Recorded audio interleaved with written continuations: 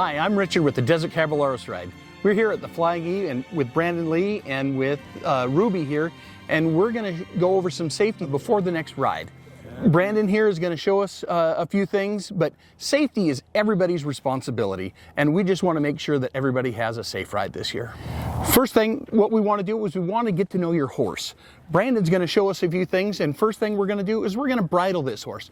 Most of the horses are going to be saddled when you get ready to go on the ride. Your Wrangler's going to go over and check the cinch, but we want to double check everything to make sure that you're safe on this ride. So Brandon, how about you show us how we bridle this horse?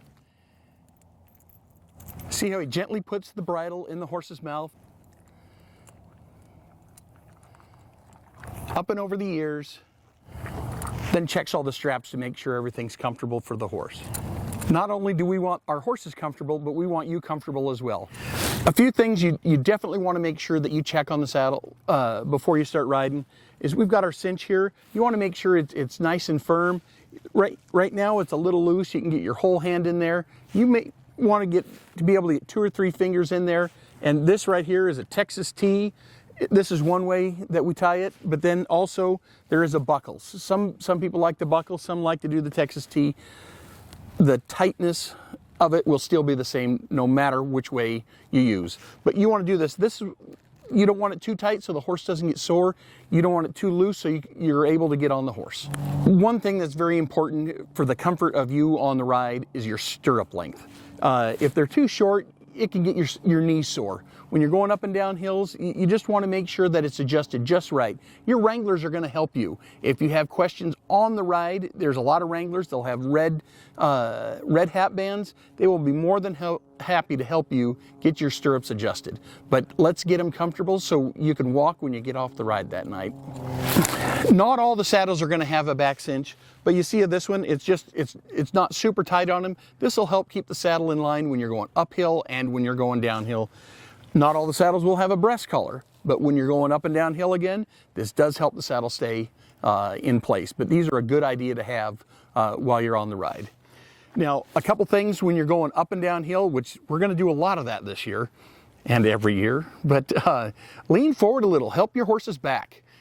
Just makes it a lot easier for him and a lot easier on you as well. And when you're going downhill, lean back just a little, put a little bit more pressure on your feet when you're going downhill. Kind of give a horse his head. Let him pick his way through some of the rocks that he's going to be going through. Makes it a lot easier for everybody.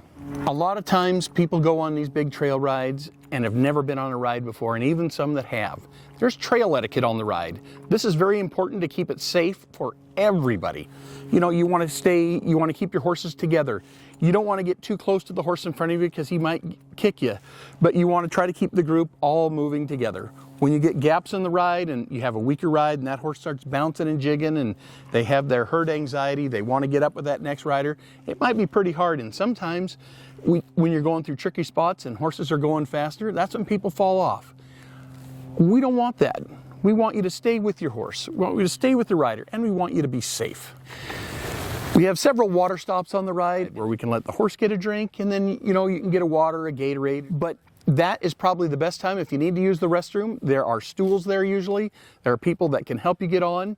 But if you're on the trail and you need to use the restroom, get a group, get somebody to help hold your horse, get somebody to stay with you so your horse doesn't get excited and get his little herd separation. He's going to do a lot better and it's going to be a lot easier for you. So just get a buddy when you need to stop, or just try to take advantage of every opportunity. When we have a water break, step off your horse, rest his back, use little boy's room. One of the things that you're going to be doing a lot of is getting on and getting off your horse. We kind of want to show you a few things that are going to make it easier for you and easier for the horse. Get a high spot, find a rock, get somebody to help hold the horse before you get on. Brandon's going to show you right now, and this is flat ground, getting on this horse the proper way.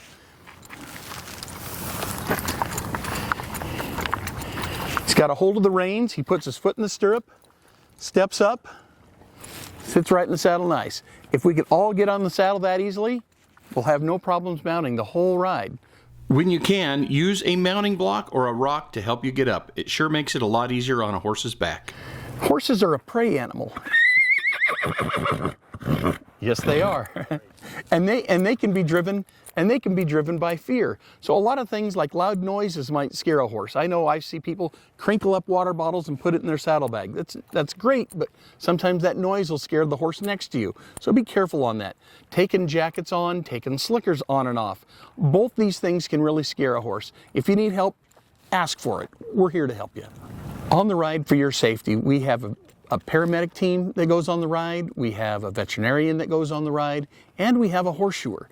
We'd like not to have to use any of these on the ride, but they're there just for our safety and your safety to take care of whatever need comes up on the trail. If you see something that happens, let one of the Wranglers know, let somebody with the radio know, and we'll get something dispatched out to you and get the situation taken care of.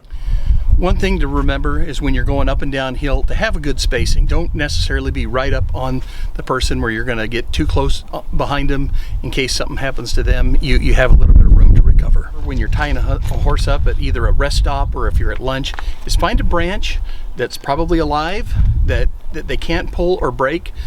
Dead branches sometimes can fall down and cause a big wreck, but just use some common sense and find something that's alive and safe. We'd like to thank you for watching this. We'd like to thank the Flying E, because a lot of the riders that go on the ride stay at the Flying E. Brandon Lee was a big help, and we want everyone to have a safe ride this year, and we'll see you out on the trail.